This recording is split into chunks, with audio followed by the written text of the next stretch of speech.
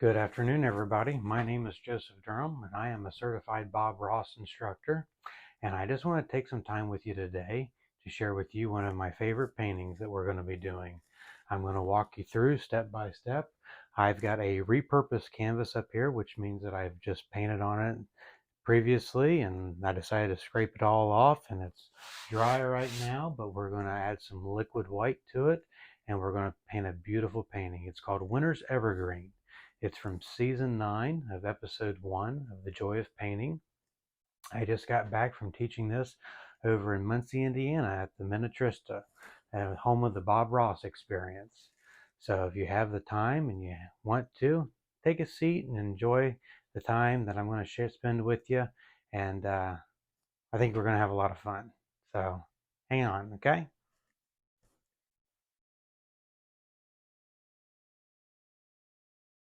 Okay, everybody. Well, I'm not going to worry too much about you seeing me. You're going to be more concerned about what it is that I'm doing up here and the tools that I'm using and the colors that I'm using than you are about seeing me. So let me just tell you what all we're going to be using. I'm going to be using the 2-inch background blender brush. Okay. This is that little tool that Bob would always talk about. He'd always refer to it as we're going to use a little 2-inch brush here. We may grab this 1-inch brush, same exact thing as the 2-inch, only 1 inch. Nothing too complicated with that.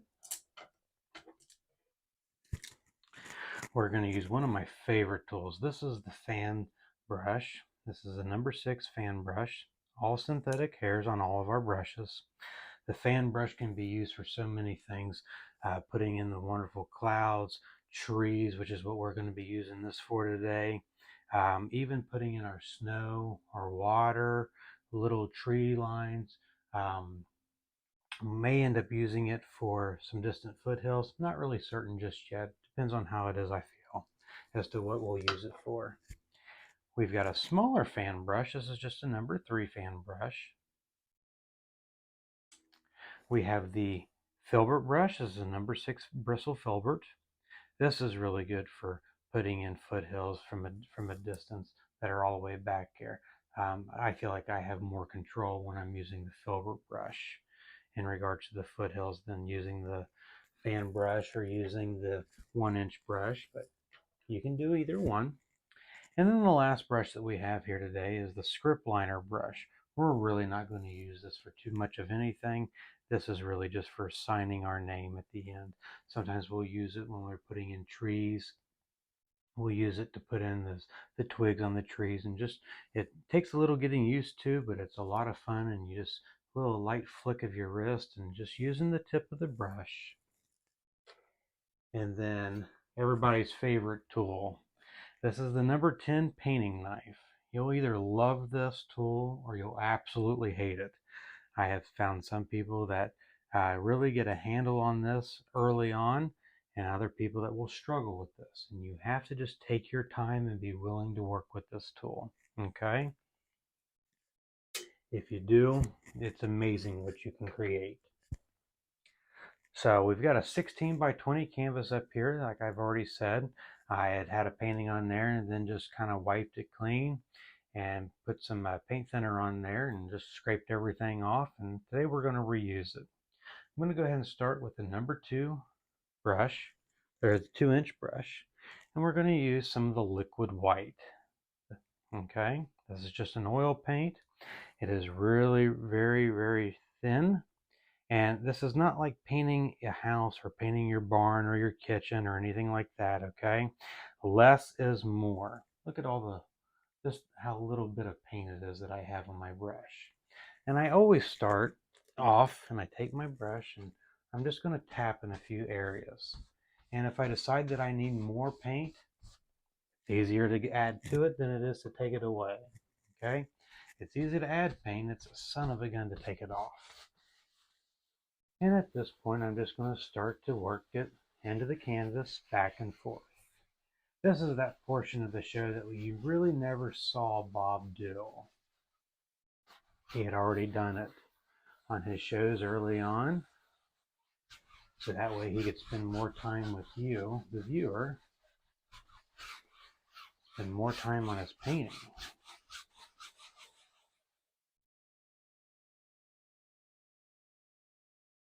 And this will either make or break your painting. This will, if you're ever go to a class with a certified instructor, or if you're ever at home and you're painting along with somebody, this will really make or break your painting, as I said. And the reason being is that if you get too much of this liquid white on here, you're just going to end up being a mud mixer. You're going to really hate working with your painting. That was one of my very first problems that I had when I started painting. I had never painted before. I had watched Bob for a very, very long time, but I didn't really know what it was I was doing. And so I started out adding liquid white, and I thought that in my mind, oh, that can't be enough. Well, sure enough, it was more than enough. So less is more, okay? And you see how that liquid white has really covered up that underlying color, and plus what we add to it today, you're not going to see any of it. Now, there is a litmus test that you can do to check and see if you've got the right amount of paint on there. And it's really not complicated. You're just going to use your 5 fingers, okay? And I always go up here and just lightly, 1, 2, 3, 4, 5. And I'm going to look, and if I can see the ridges of my fingerprints, then I have just the right amount of paint. If I place my fingers up here and it is completely covered in paint, completely white, and it looks like I've just taken my fingers and just stuck them right into the paint, I have entirely too much. So now that I've gotten this going, I'm just going to come up here, and I've already got this up, and we'll just go over those fingerprints one more time.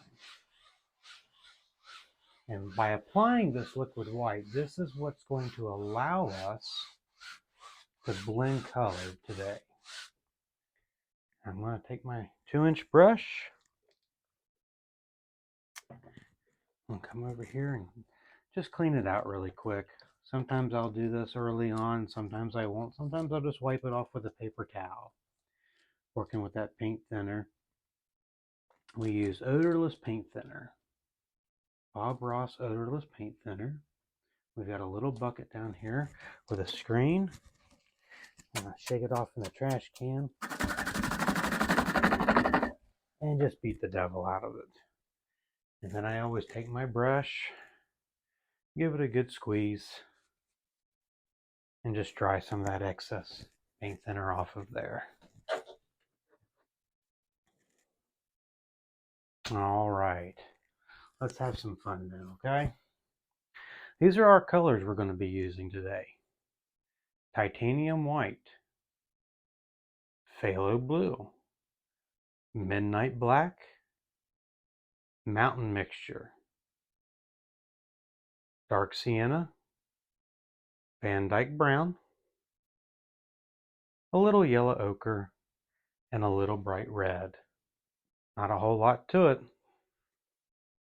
First thing we're going to do is we're going to put our sky in first. Okay, I'm just going to grab some of this yellow ochre. This is going to be the only time you're going to use this color in the painting. And I'm going to grab a little hunk of red. Might be a little too much. Bright red is a powerful color. It's really, really strong.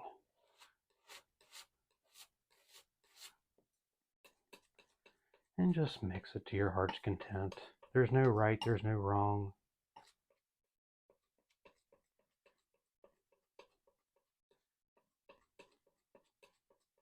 There, I like that. Pretty. I'm going to wipe my knife off. And I'm just going to take my 2-inch brush. And if you want to use, if you're more comfortable with your 1-inch brush, use your 1-inch brush. You'll never get better though if you won't try. Okay, you got to try it. I'm going to take my 2-inch brush here, and I'm just going to tap some color into this. Just tapping. This will allow for even distribution of paint in your brush. Okay, and I'm going to come up here and just float this color in. Once I start in the center, I'm not going to go back into the center though. Okay, so I'm just going to come up here, little X strokes. You see that? X, or a figure of eights, or crisscross strokes, however you're most comfortable. Oh, already got a little hair on there. That's all right. We just take it and flick it off there. And notice how that color is progressively getting lighter. Further out we go because it's blending with that liquid white that we've got already on the canvas. Okay? And if you want, you can go back in here and touch a little bit of that red and have it just come out here just a little bit. Oh, it's a pretty color, isn't it? I like that color. That bright red just adds to it. And before long, you're not going to know, you're not going to see all these crisscross and brush strokes and everything like that. Let's go ahead and we're going to clean off our brush again. Just swirl it around in the bottom of our bucket. Squeeze it along the side. It'll get all that excess thinner out. Give it a good shake. And beat the devil out of it.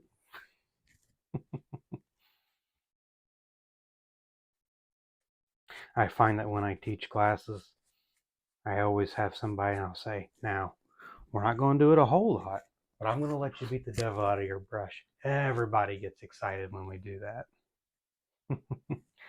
All right, still using that same brush. I'm going to come up here and I'm just going to use the corner of my brush for this part. Okay, you see how I've got these big globs of paint on here. If I were to take this brush and stick it right smack dab in the middle, you would end up in Agony City. You would have so much paint on your brush that you would really have to work hard at getting it all out. So you're just going to use the bottom section of your brush here, okay? And you're going to pull this out. I promise you this is going to work, okay? I'm going to pull a little bit of this out, tap this onto my brush. And by doing that, look at that paint that's already there. Now, I'm going to come over here and steal a little bit of black. Just a little bit of midnight black. A little bit on the brush. Tap it in there. Really good. Okay. Same thing. Little crisscross strokes. Going to start in the corners though this time. Okay.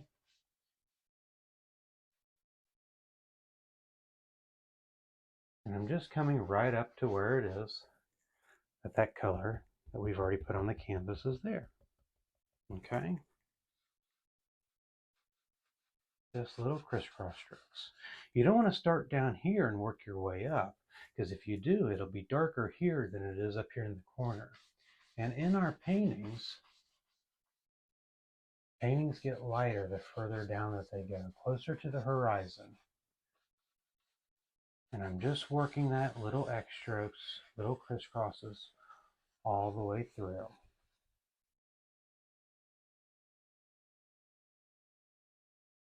Now, we've got that dirty brush. We're just going to tap some more of that color on there. I'm really not going to go back into the black. Let's put in some water lines or we're going to have some snow down through here today, but we would make water the same exact way. Pulling from the outside in, not working in the center, okay? Not working from here. If we start here, we'll end up with some really big streaks. We're just going to start and we're just going to pull and let go. Pull and let go. And you can make that however it is that you want. Notice that my brush is straight.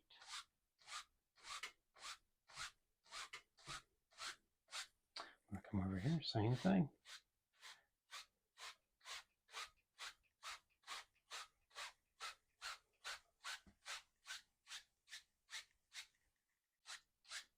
And I always leave that little shimmer of light right there in the middle. That's what people like when they're painting mountain scenes that we have a lake or a pond or something like that. Man, everybody really likes that effect. But it looks like you've worked all day long on that, and really, that's probably the simplest part that you've done. All right. Now, just using a dry 1-inch clean brush, we're going to start right here in the lightest portion of our painting. Light pressure. Can't express that enough. Light pressure. If you hold here on your brush, you have a tendency of putting more pressure. If you hold further back, it's light pressure. And you're just gonna, as Bob used to say early on in his paintings and the videos, you're just gonna hypnotize this. And we're just removing all of those brush strokes. And you really are going to make it so that you don't know where one color ends and another color begins. And that's all that you're doing. It's sort of a vignette effect here with this painting. Okay? If we start in the darkest portion and work our way here, we'll bring all of that dark down. Well, if we work in the lightest part and pull it out, you're not going to have that.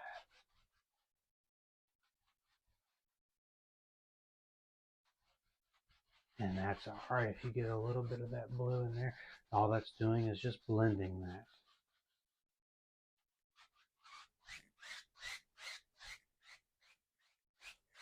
Just a few little strokes back and forth real quick. Same thing here.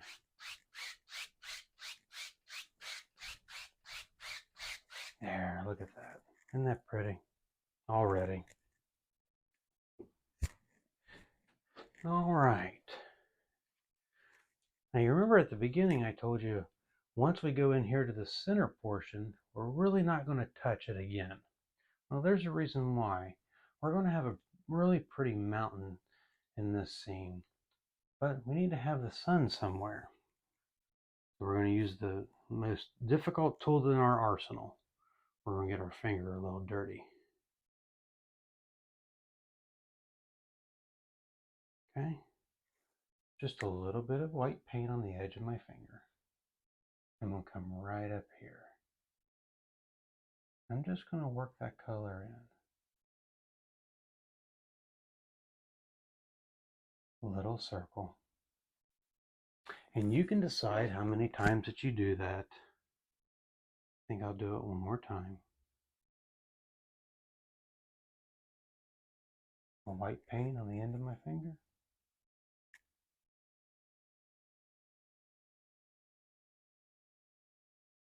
Now, wasn't that hard?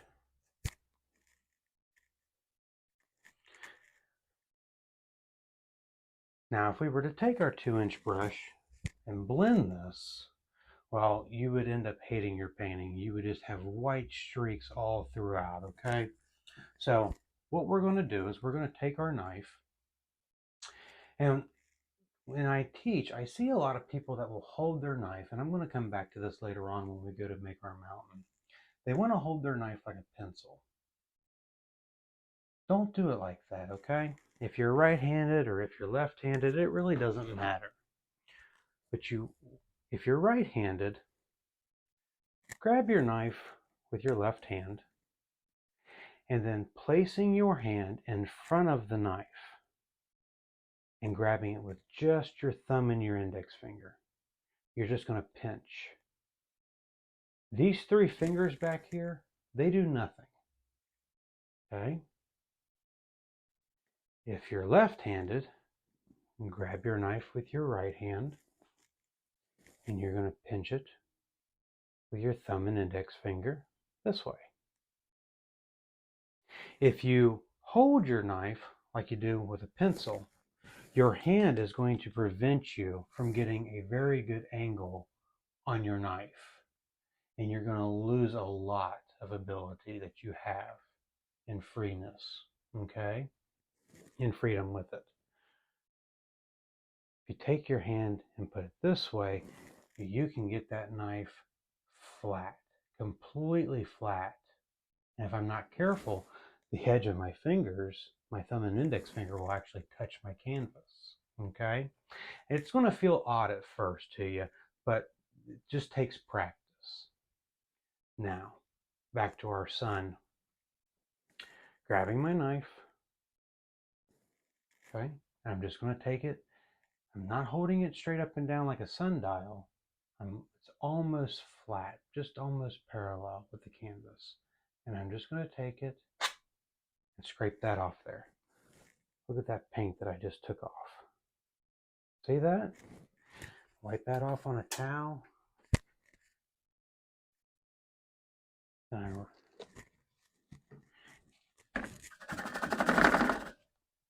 I clean off my brush here.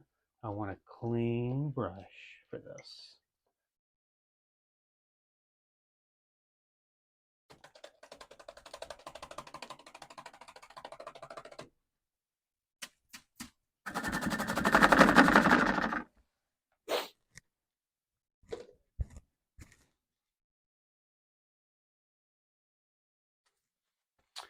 Lightly, okay? Lightly is the key word.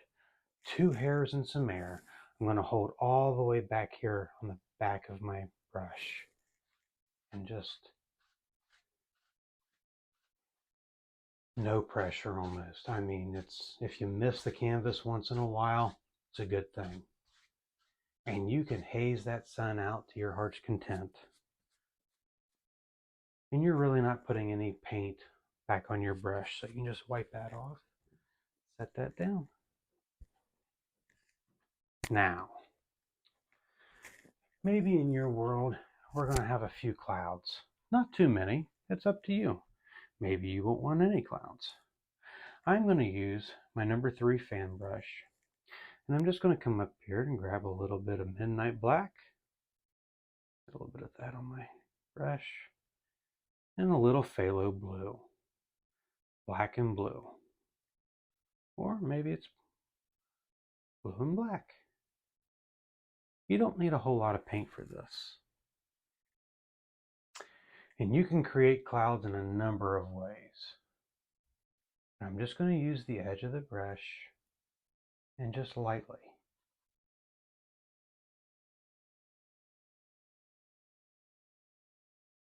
And just dance them in. Maybe there's one that comes over here this way. A little bit lighter. Maybe he's further back. Hey, maybe we've even got one that dances right across our sun. Take a little bravery test here. Never know what may happen.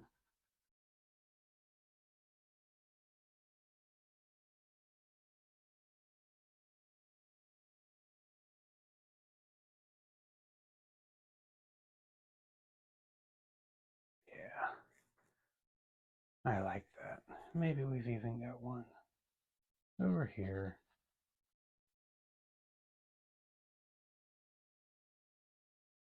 Just floats off into nothing. Same thing with this one. You can have clouds wherever it is you want.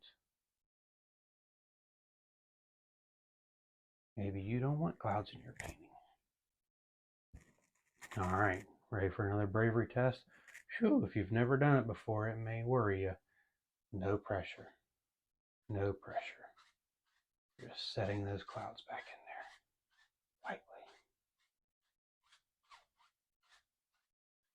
Just like that. Already, we've only done this now for about 23 minutes, and look what we've got. We've got a beautiful sky. Let's go ahead though, okay? I'm going to use some Van Dyke Brown and dark sienna now. Just about equal proportions of the two. I'm just going to pick this up, mash it down on there. When I see a lot of people mix their paint, they want to just kind of use the edge of their knife. Don't be afraid. You're not going to hurt the paint. You're not going to hurt your tools. You're not going to hurt your palette either. Okay? Get mean with it. Get rough. Pick that paint up. Smack it back down on there. Okay? All right. So our paint's nice and smooth. Take our palette knife. I'm going to hold the knife like I would a sundial, like you would see a sundial, just straight up and down, okay? And I'm going to get a little roll of that in the paint. Pull it right towards me. See that roll of paint there on the edge of my knife? Okay. Let's come in here and we're going to put our mountain in. Maybe today our mountain, well, it does now, doesn't it, folks? Just going to start. And don't get crazy with your mountains. When I teach classes, I have people that will come in and they want to create mountains like Bob did, and that's awesome. All it is a game of angles. And I love to make mountains, but when you are just getting started making your mountains, people have a tendency to create all of these hills and valleys, and they want to have, there's 15 peaks to their mountain. And while it's amazing and they're beautiful mountains, what they fail to remember is there's a highlight and a shadow for each peak. Okay? So they really have to work at that. Hear how firm I'm being with the canvas? You're not going to hurt that canvas. Just putting in an idea here. Okay? And maybe there's a little, maybe right here we have another little one that comes down this way. All right. Now that we've put all of that paint in there, scrape all that paint off. Do what? He just said put all that paint on there. Now he's taking all that paint off. That's right, because we don't care what happens down here. None of this matters. The only thing that matters is this outside line that we've created. Okay? And why is that? I'm going to grab this 1-inch brush and we're going to pull our mountain out. This is where it is we'll create the lay of the land with our mountain, okay? Make sure that brush is good and dry. And when I tell people to do this in class, sometimes I notice they come up here straight on at the mountain. What you want to do is you take your brush, if you place it here, work it up there to the edge, just the edge of the bristles. Watch, this is where it happens. And you pull that mountain out. Same thing. When I teach classes and I show people how to make their mountain, it's funny. They sit there and they kind of look at you like, this doesn't even come close, Joseph, looking like a mountain. And they get a little frustrated a little bit with themselves because they're like, my mountain doesn't look like that. Well, it's because there's another step. Same thing this way. I'm just going to pull it this way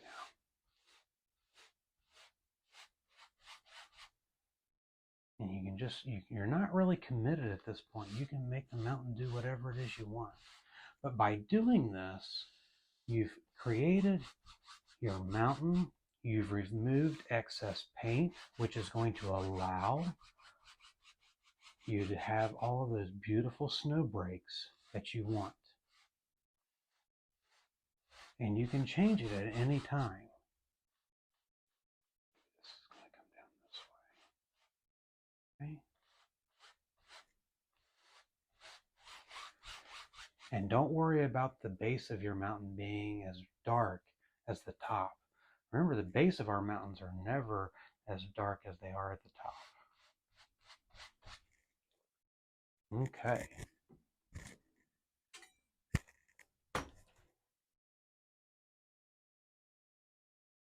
Another question I've gotten asked by students several times is, can we do the same exact process, same exact thing with acrylic? No, unfortunately, you cannot. And the reason being is that we're working with a very firm paint, okay? How firm do we have? Notice this pile of titanium white I have here. That's how firm that paint is. That's what helps give us that effect in our painting, okay, when we come with our snow. Okay, now that we've created our mountain, it's time to add the highlights and the shadows. For this, I'm going to take two different colors. I'm going to take a little bit of this blue. I'm going to put it out here. A little titanium white. A little more blue. Okay. White. You just have to play with it.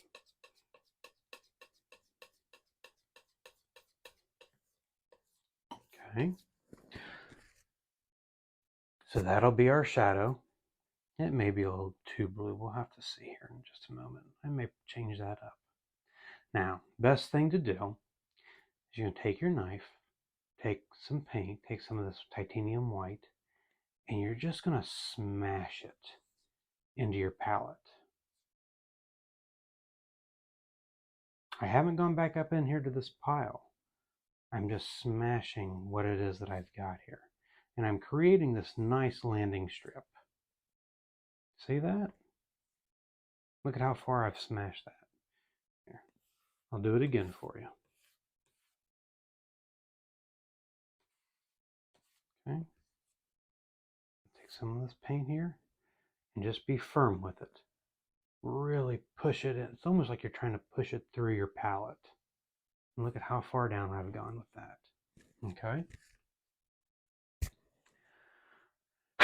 Excuse me. Now, this is where a lot of people will struggle. They have a lot of, they get frustrated. Don't get frustrated. You have to practice, okay? I promise you, you can do this. Imagine, if you will, I'm going to set this down.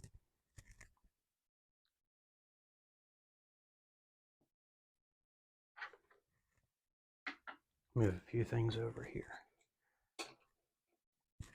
When you get a roll of paint on your knife to come up here and make your mountain, imagine, if you will, that this handle of this script liner is our roll of paint. Okay? This roll of paint is living on the edge of the knife. And when I come up here to make my mountain snow, when I come up here to make the snow, the only thing I want to touch the mountain is this roll of paint. I don't actually want the knife to touch. I only want the paint to touch here. There's absolutely no pressure, and we're just going to swoop it down throughout our mountain. Watch me do it once or twice here, okay? So I'm going to hold my palette, and I've got my knife, okay? Got this landing strip here of titanium white, and I'm just going to pull this towards me.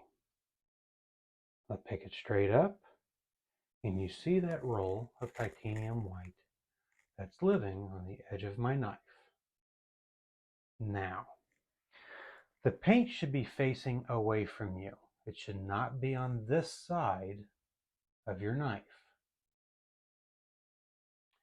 Thumb and index finger only. Okay, this is key. These three fingers are just back here. You can have them down below. You can hold them in your hand like this if you want to, but do not. It's human nature. It's just when it feels more natural if you hold the knife with your thumb and middle finger and you put your finger up here on the canvas like this to try to make your snow. But I promise you, it won't work.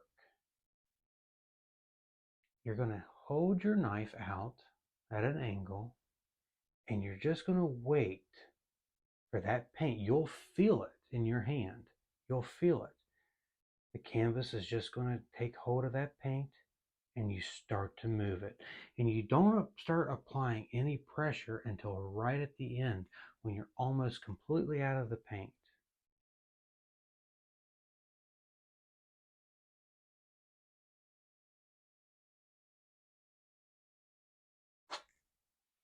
Just like that. And don't get frustrated if you don't do it the first time. Okay? Let's reload our knife again. Straight up and down. Pull it right towards you. And you get that roll of paint on the end of your knife. Okay? Well, now we've got our other ridge right up here. Well, same thing, same process.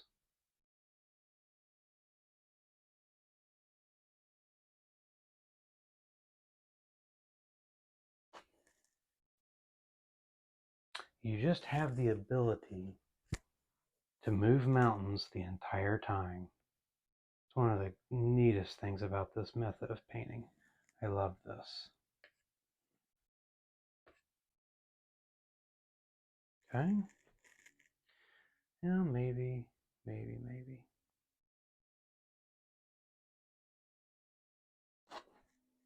Okay? No pressure.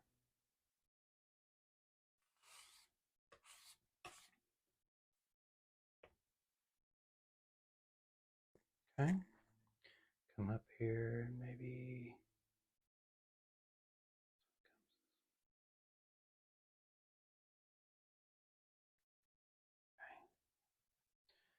Another roll of paint.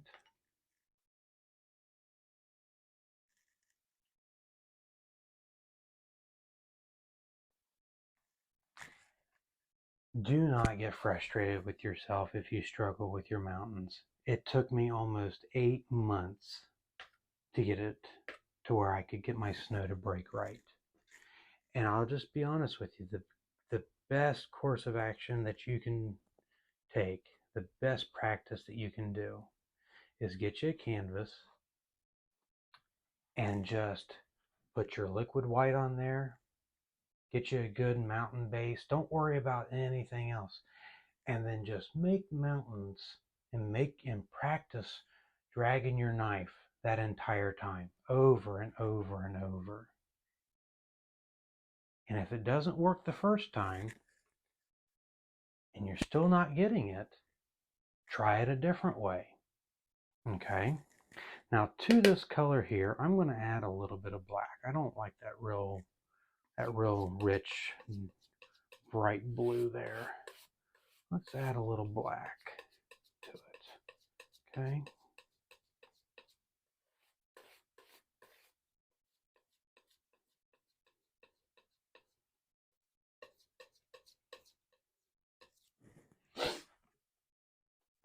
You have to forgive me, I'm getting over a really bad sinus infection. Okay, same thing with our shadow. Roll of paint on the edge of the knife. Okay, and this time you're just going to pull it the opposite direction.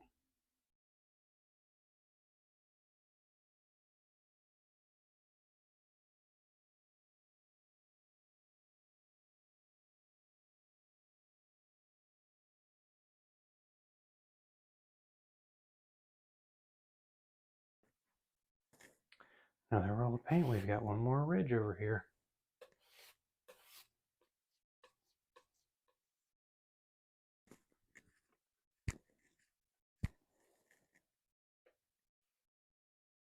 Okay, roll that paint on the end of your knife, and you're going to go the opposite direction.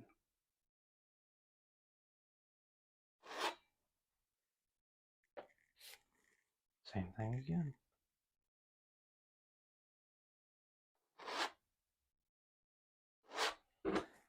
And maybe you decide that you want to add a little more snow. Maybe you want to have a different type of ridge that comes up here. And maybe this guy just comes down this way, swoops down. You can do it.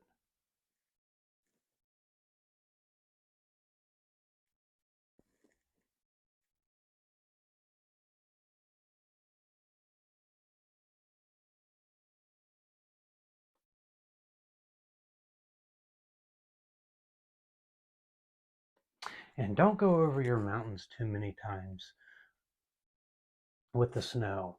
You'll eventually get to the point to where your snow will just look like cake batter, like you're icing a cake. Less is more.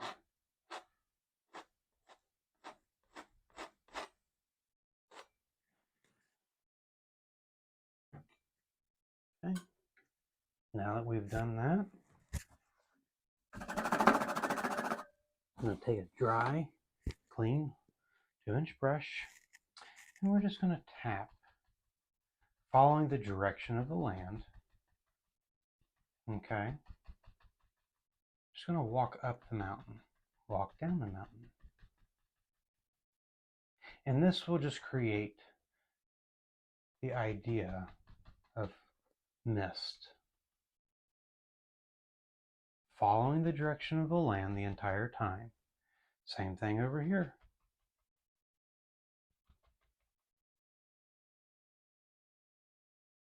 Wipe your brush out, where you can knock some of that excess paint out lightly, just slightly.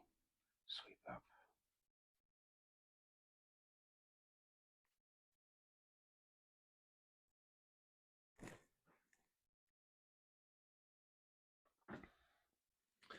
All right, let's keep on going. And you've got that shadow color that we had, which is phthalo blue, a little midnight black. Let's mix up a little more of that color. Not a lot, not a lot.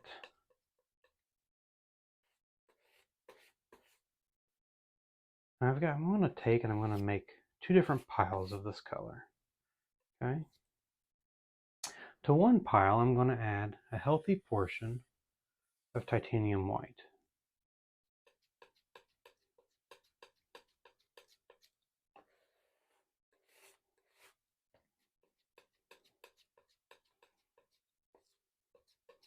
Yeah, I like that color. That's pretty. Okay, maybe we're going to put in a few little foothills back here in the back. Foothills are pretty. You remember that fan brush that we used to put in our clouds? I'm going to use that, okay? It's got a little bit of that dark color on there, but that's all right. It's just going to mix. Not enough to really make a difference. And I'm just going to put in a few little foothills. And with this, I'm not going to go at this straight up and down. We could if we wanted to. If we wanted to make a lot of distant trees straight up and down like this, we can do that. But in this painting, I'm going to hold my brush here on the side, and I'm just using the corner, and I'm going to place it up here and pull it straight down. And look at how my brush is bending. You see that? And I'm going to pick it up, and I'm just going to continue all the way through. And I'm going to make them at varying heights. And remember, you've got paint on both sides of your brush, so when you start to run out of paint, flip that brush over. Looky there, you get some more paint. Maybe these dip down a little bit further. Okay? Reload your brush as much as you need.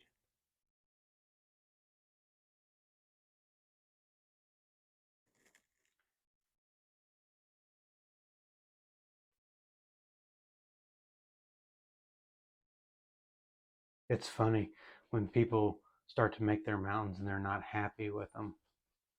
And then we go to do something similar as putting in distant trees, or maybe we'll put in a few little tall evergreens. I'll have people in class that'll, we may put 2 trees here and a tree here. Well, they'll put trees all the way throughout because they like their trees more than they like their mountains. And that's okay. That's all right. There's nothing wrong with that. It's your world. It's your world. It's your painting. All right.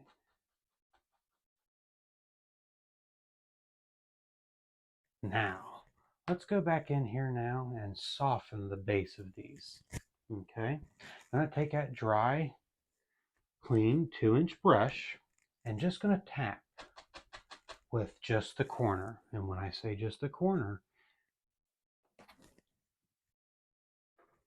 I'm only going to be using probably this much of my 2-inch brush.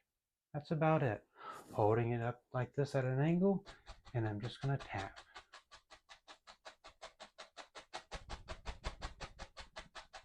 And all that that's going to do is soften the base of these trees, these distant foothills.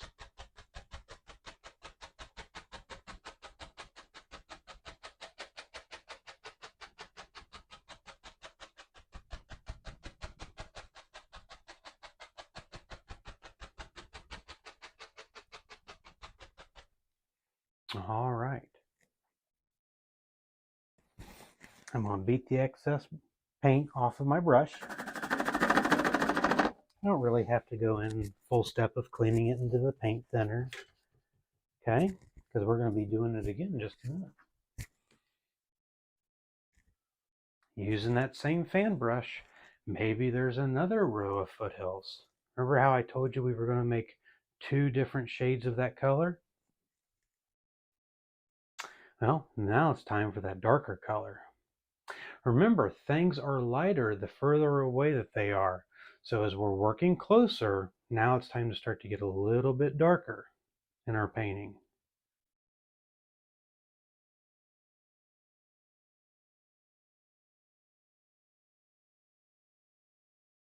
Okay, load that brush up really good. And now it's your decision. You figure out where it is you want your foothills to be. You're going to make them the same way. You're just adding depth to your painting. You don't think so right now? You're not happy with your painting? Well, here's the thing. A lot of times when people are looking at their artwork, they're standing from a distance of about 1.5 feet to maybe 2 feet away.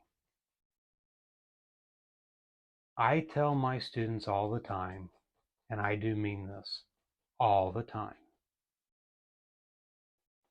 Imagine if you were a fly that had landed on the Sistine Chapel. What would you see? You would only see one speck. You would only see one portion of that painting. And it wouldn't be until you decided to back up and move away that you would see everything in its totality. It's kind of like when we start to paint our paintings. People will start and they'll put in their sky, they'll put in the blue, they'll put in the water. And before we've even blended anything, they kind of look at it and they turn up their nose and they go, I just see a bunch of streaks. Then we blend everything. Then they really start to notice how things are working together. Trust the process, okay?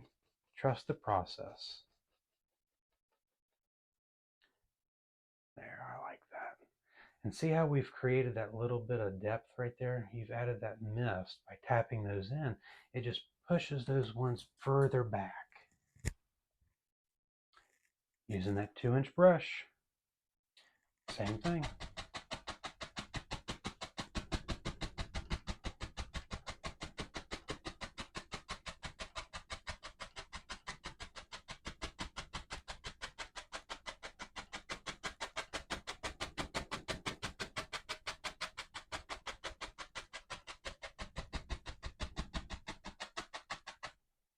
And maybe holding all the way back here on the end of your brush, lightly, just lightly, lift straight up.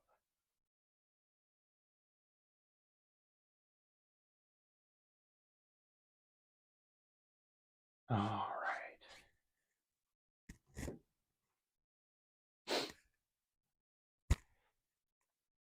Let's have some more fun. Let's take all of this color here that we've got. And that, you should have a little bit of that light color, a little bit of that dark color left. Let's see here. I want to add a little more black. Yeah, add a little more black to that. Just going to gray that down.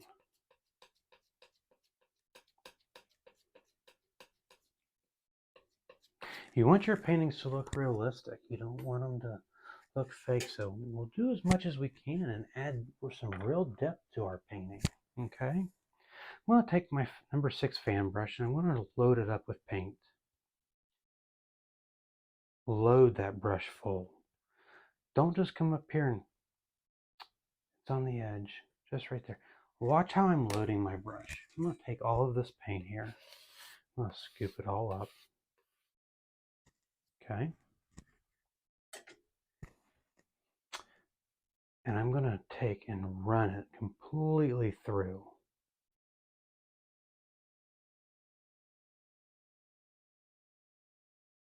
Back and forth.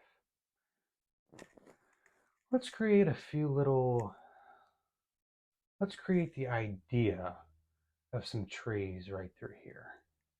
We're not going to completely make these trees, just the idea, okay? They're going to be further back.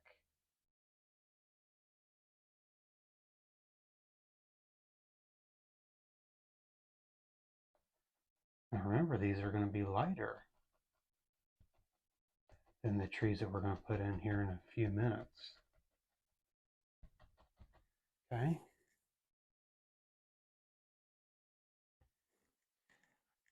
Maybe there's another one right here. You can have as many as you want. If you go back and you watch the episode of Bob painting this painting, it's season 9, episode 1, and you have to chuckle because when you watch him paint the picture, he does his foreground trees first. Then he decides he wants his trees that are in the background. But hey, you gotta remember, we don't have mistakes, just happy accidents. Now we've got trees here. Let's put 1 or 2 over here. No, it doesn't have to be a lot. Does not have to be a lot.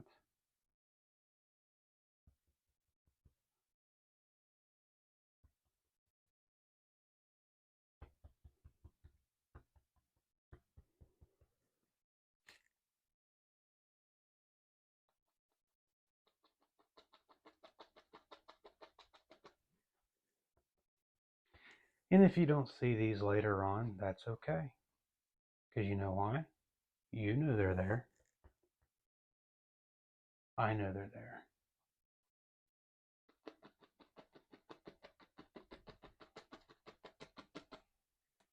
All right. So now, let's just go ahead and I'm going to grab another fan brush here. We've got our sky, we've got our sun, our mountain, our trees. They have to be standing on something. They can't just stand out there on their own. So let's load up a brush full of titanium white. Look at all that paint I'm loading. Doesn't look like a little dab will do you, does it? Load that paint in there. Okay? And I'm just going to come up here, and this is your choice. You can pick and choose where it is you want this. I'm going to start right here at the base, and I'm just going to pull this white paint. Maybe it comes straight down this way.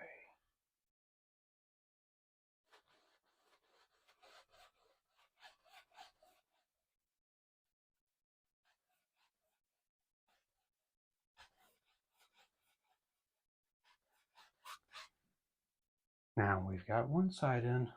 Well, we've got to have more snow, right? Can't just have ground on one side and not the other.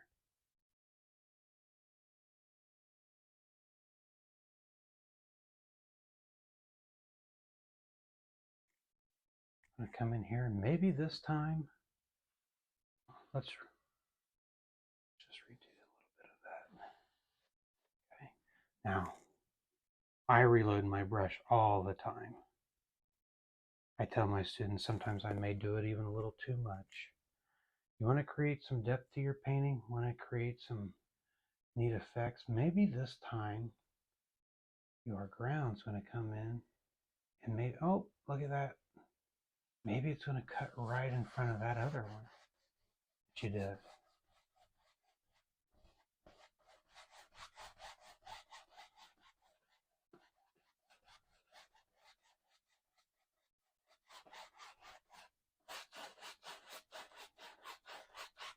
And this is just titanium white, but it's mixing with not only the liquid white, but also that blue that we put on the canvas.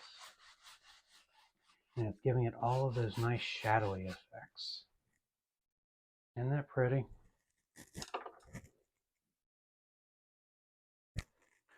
All right. Now, let's have some more fun. I'm going to scrape up all that lighter color. Now I've got a huge mixture here of mountain mix. Mountain mixture is a combination of Prussian blue, midnight black, Van Dyke brown, and alizarin crimson. Okay, in equal proportions.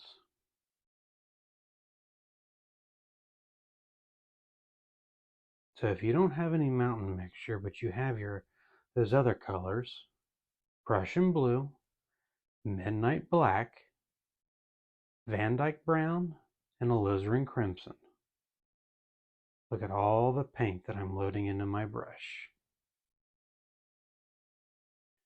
Wiggle that brush, both sides, and pull it straight out.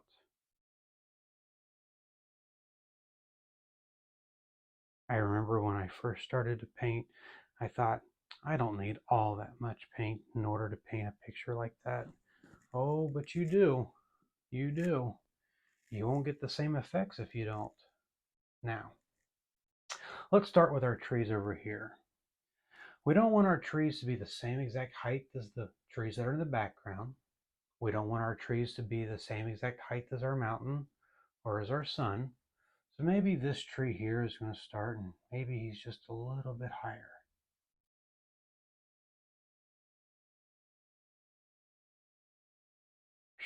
It's going to be a big tree, isn't he? Okay, so we've put in our trunk. I'm just going to reload my brush. All right. Using the corner of your fan brush, okay, just the corner. I'm going to hold my brush on the side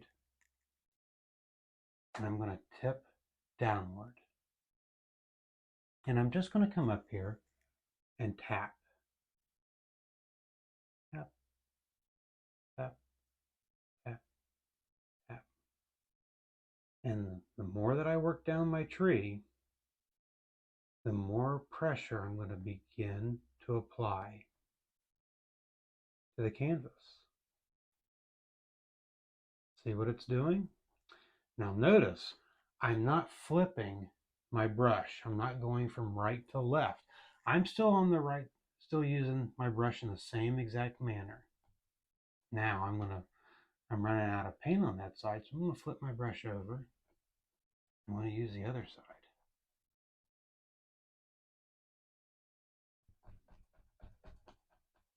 More and more pressure the further down I go. Okay. Reload my brush again. Keeping the center of that tree dark. Okay.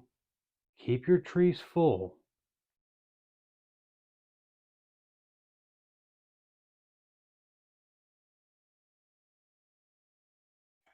Look at all that paint that's on there. See that? Now this little tree here, he needs a friend. He needs a friend.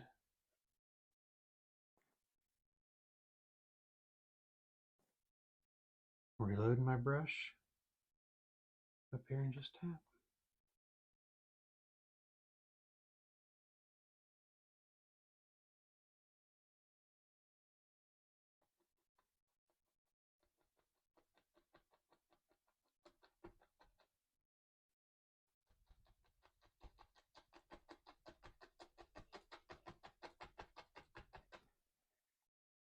All right.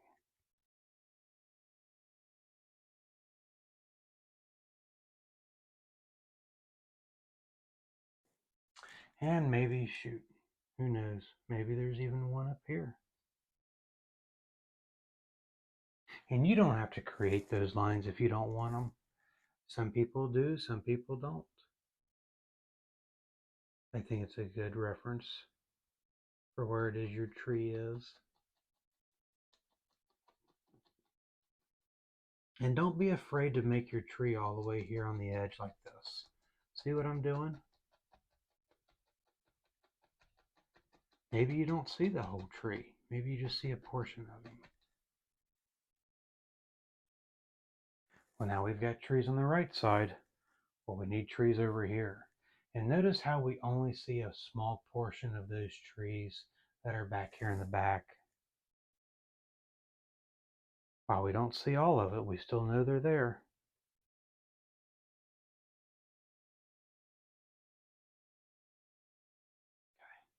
Okay. Load that brush full of paint.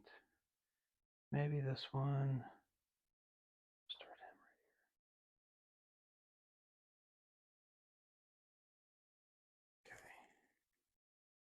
here. Okay. Make sure that brush is full of paint. And just gonna tap.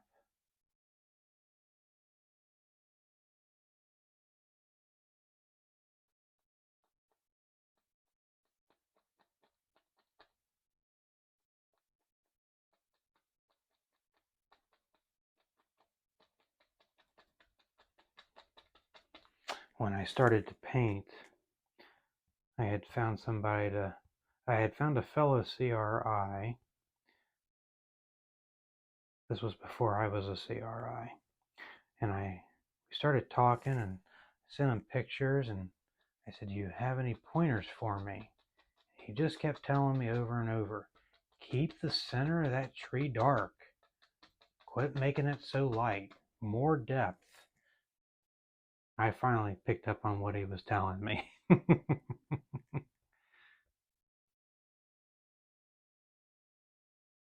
And I'm very thankful for it too.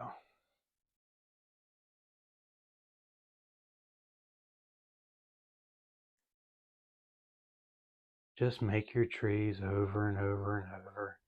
And again, you can have as many trees as you want in your world. Maybe you're not satisfied with your mountain. That's okay. It's probably a lot better than what you think. I'm sure it is. If you want a good judge of what your painting looks like, ask somebody else. When I teach classes, I always have my students will walk around and they will go from person to person and they will look at everybody's painting, and it's always so amusing. Maybe this guy's got a little crook in him. It's always so funny because let's just say I don't like my mountain. It never fails. Everybody else likes your mountain though. And they'll walk up and they'll tell you what a great job it is that you did, because to them, your mountain may look great. Maybe they like your foothills better than they like their own. We're always our worst critics. Don't be so hard on yourself. He got stepped on early in life.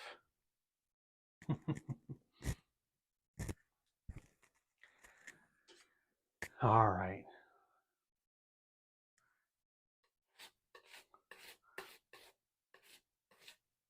Remember that mountain color that we had, that base color? Just that Van Dyke brown and a little dark sienna? Take a little bit of that. It's right here. I'm going to take a little roll of white paint on the end of my knife.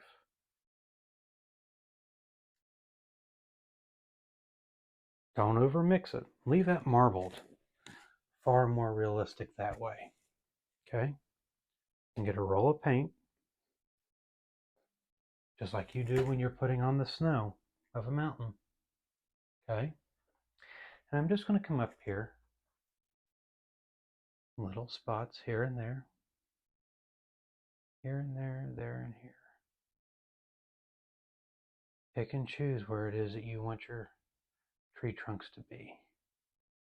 Shoot, maybe there's one even comes up through here. Maybe this one's got one here. Add a little more paint. Now you're not going to see all of this by the time it's over and done with.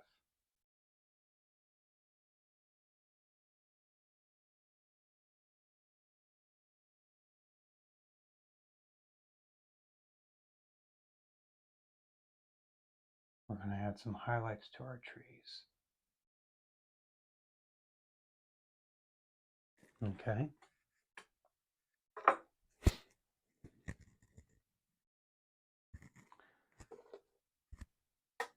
All right. I'm going to clean my fan brush off.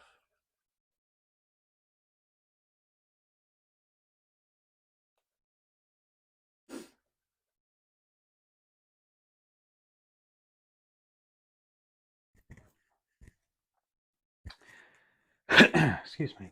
And I'm just going to go in here. I'm going to just take the tip of my fan brush, just the tip. And the reason being I'm going to do this is because Bob, our rule that we know is that a thin paint will stick to a thick paint. Well, we've got so much paint here on our trees that if we don't thin that paint down, we're just going to fight against our canvas, and we're just going to be a mud mixer, and no one likes being a mud mixer. So we're going to thin our paint a little bit for our highlight. And I'm just going to dip the corner of my brush into a little bit of paint thinner. You don't need a lot for this. And if you're more comfortable with it, you can actually just use liquid white, okay? It'll thin your paint just the same. But I'm going to go into some phthalo blue and some white. Phthalo blue and white, okay? And it'll create a nice little color here, pretty color.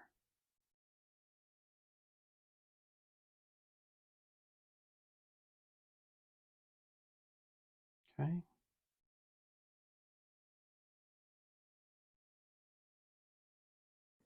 Now, our sun's here in the center, so maybe all of the trees over here on the left side, maybe they're going to be highlighted.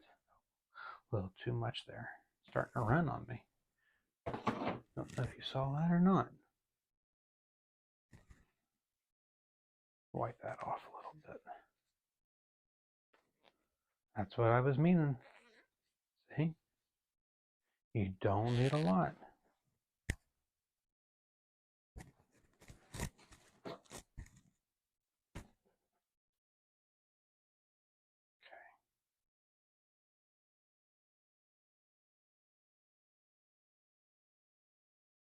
And if that happens, wipe your brush off and start again. Okay? Because at that point, you haven't made a mistake.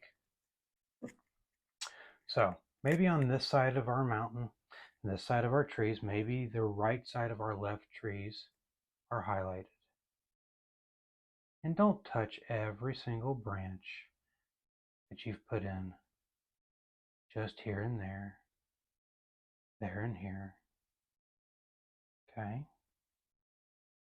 Because you have to have the dark in order to show the light. If you cover up all of those branches that you just put in and you work so hard for, you'll just end up with a big white or bluish clump out in the middle of nowhere.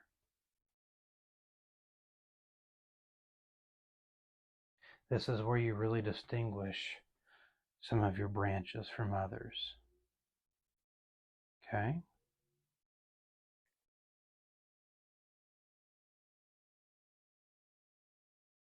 Just mainly highlighting on the right side of the trees.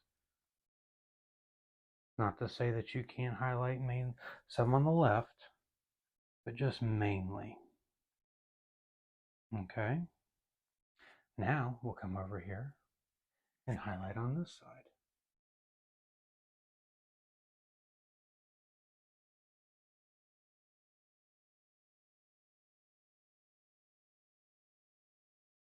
That's why you put your tree trunks in first.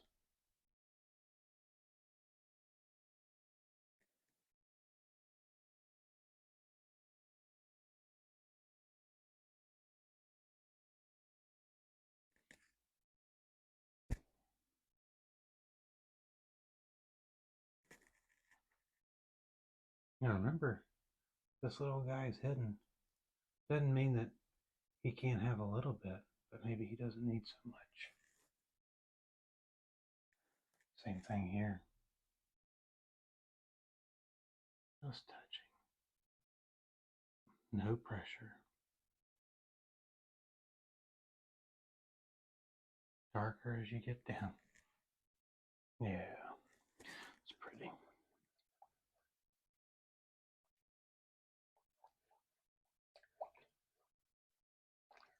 Just gonna clean that brush out really good.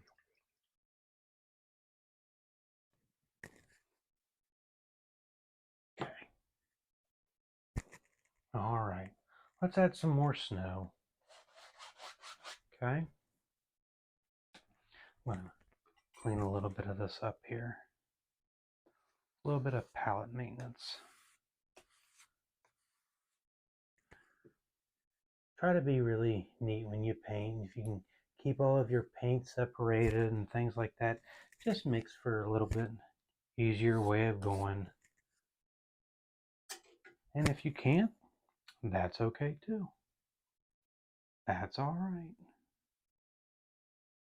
Okay. Now, I'm going to come up here and I'm just going to take my fan brush, reloaded it full of titanium white. Okay. And I'm going to come right underneath these trees. And in fact, I'm going to pull a little bit of this color.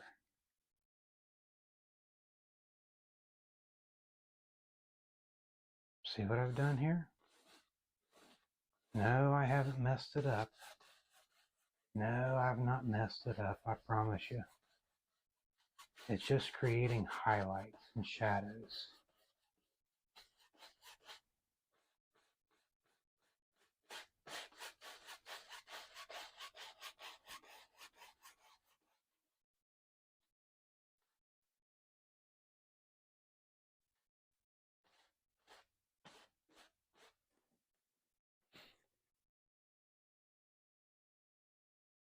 Shoot, who knows? Maybe I come over here and take my fan brush and just point up a little bit. Just push up.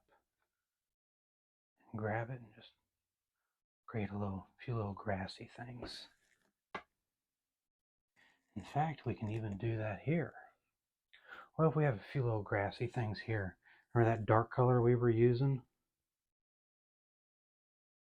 Just come over here and just take your fan brush and push up. It'll create a little half smile. Just keep working that a little bit. Okay? And then give it a little pull. Straight up. Okay? Come back in here with that fan brush. Same thing. Just creates that shadow. Isn't that neat? What you can do. And it looks like you've worked at it all day long.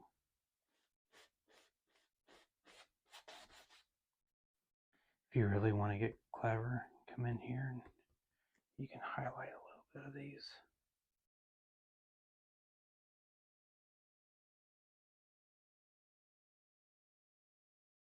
Yeah, that's pretty. Oh, we need to have something over here then, don't we? We've got our trees. What if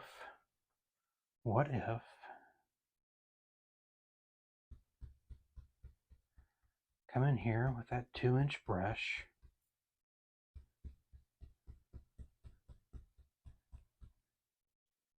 and just create, well, let's put in some water. What do you think? Yeah? What if we just come up here and just pull, pull, a little more paint.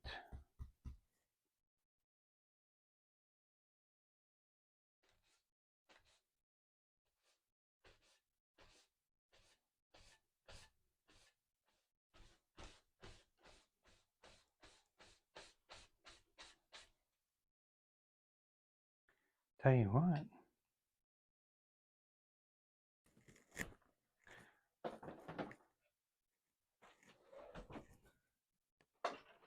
I may need to add a little more paint to my palette for this.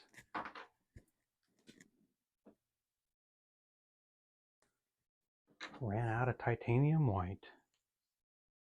That happens all the time. Never fails. Every class I teach, somebody runs out of titanium white.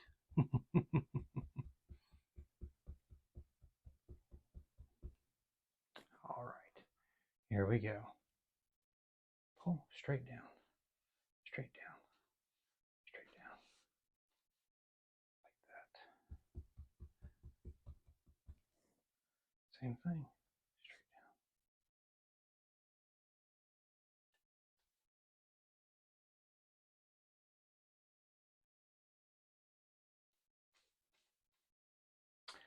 And then just sweep across.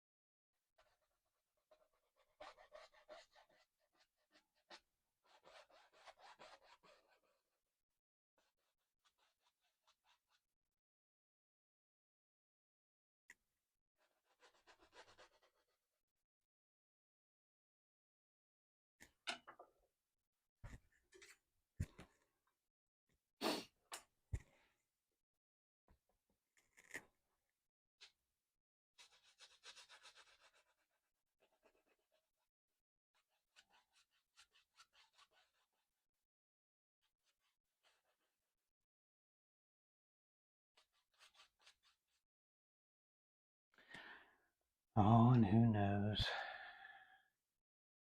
Who knows what we can do here? Let's see.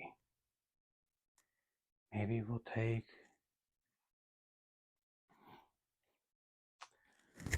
let's take a little bit.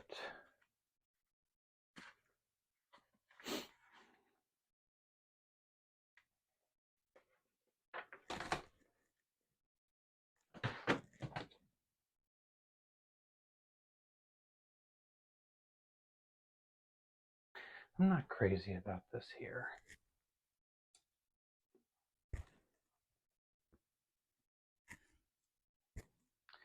It just doesn't blend right for me. So let's change that color a little bit.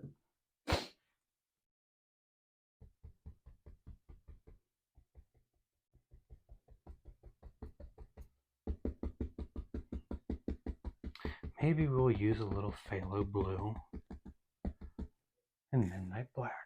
Let's try that. There we go.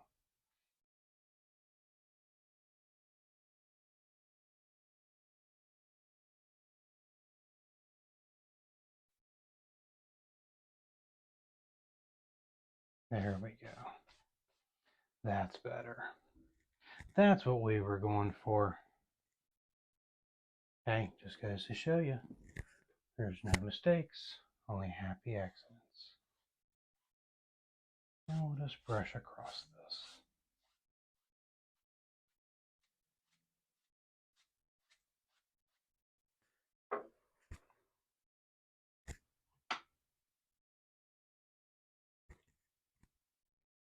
Maybe we'll take our little fan brush here and we'll just take a little, let's see here, little midnight black.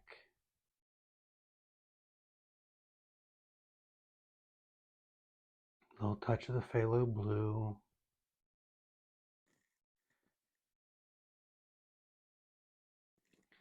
And maybe we'll just put in a little rock.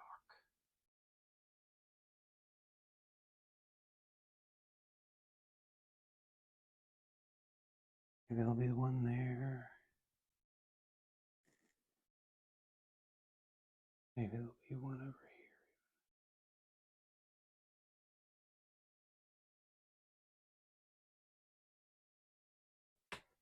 here. Maybe we can reflect those.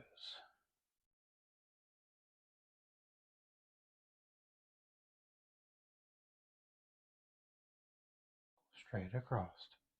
Pull down lightly, pull straight across. And you got to highlight those, right? Absolutely. So maybe we'll take a, just go into a little bit of white. Just lightly.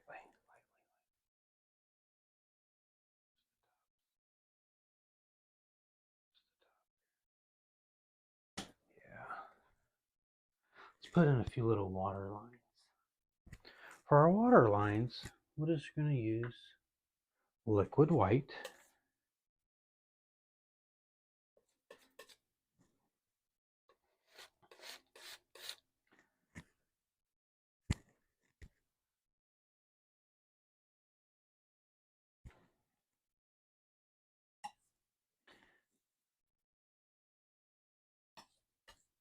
Okay.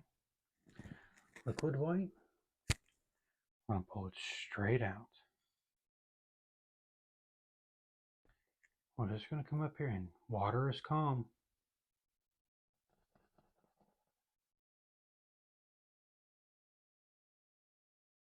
Okay. Cut another roll. Just work your way down.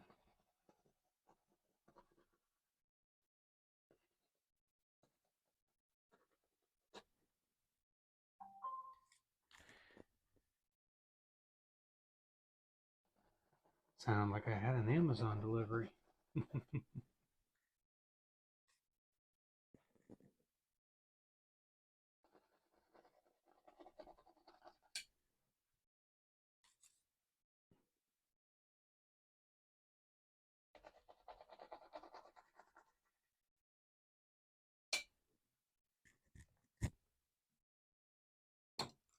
And who knows, maybe you can take your little script liner brush here, go into some paint thinner, okay?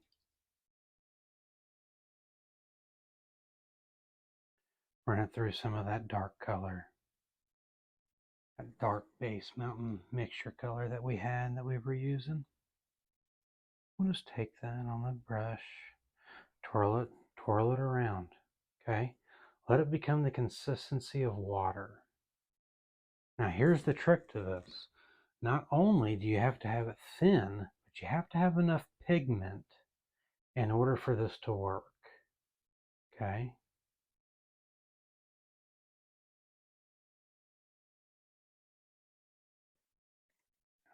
Maybe just a few little grassy things that'll just pop up out here.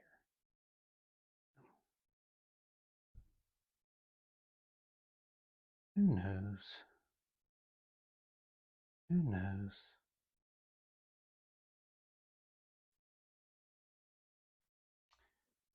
I feel like we should have something right here next to our pond.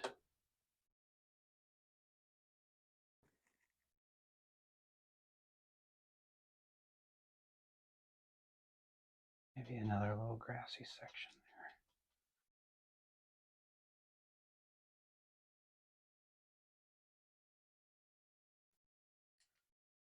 there.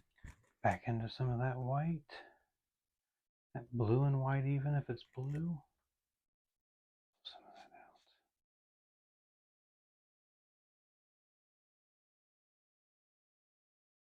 out. Just add a couple little highlights. Nothing too big. Back into with that script liner. Back into some of that dark color if you want.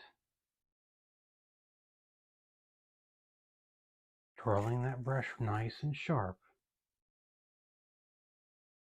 Okay, just gonna pull out a few little things.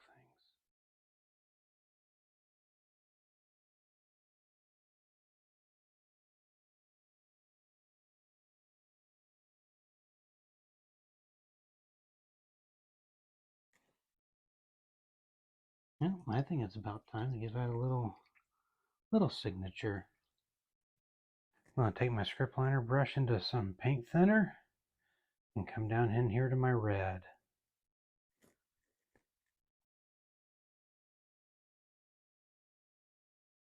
Same thing, same process. Want it to be just like water. Okay? And you may have to do it 2 or 3 times. Oh, there we go. There we go. We got it running now. Okay? And you can pick and choose wherever it is you sign your paintings. You can pick and choose how it is you sign your paintings. Some people sign their whole name. Some people only sign their initials.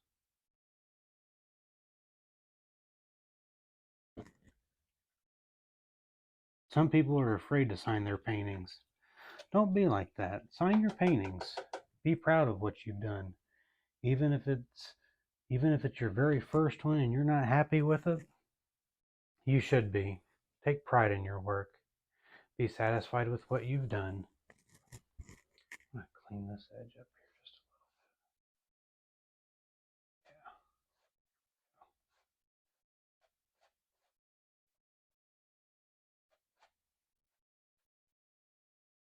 Should have done that first, but oh well. Oh well. Didn't hurt anything. Well, I certainly hope that you enjoyed this video. I appreciate you taking the time to spend with me. This was a lot of fun. I've had a lot of requests to do these, so there's a lot more in the works. I'm going to have some more tutorials coming before long, some brush maintenance. We're going to do a video specifically on trees before long. A lot of people struggle with their trees, so we're gonna work on that.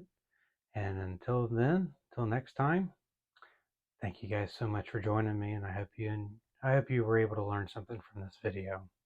Drop me a line, follow me online. I'm on Instagram, Facebook, YouTube. My website is thebeatenbrush.com. And until next time, folks, you take care. Bye-bye.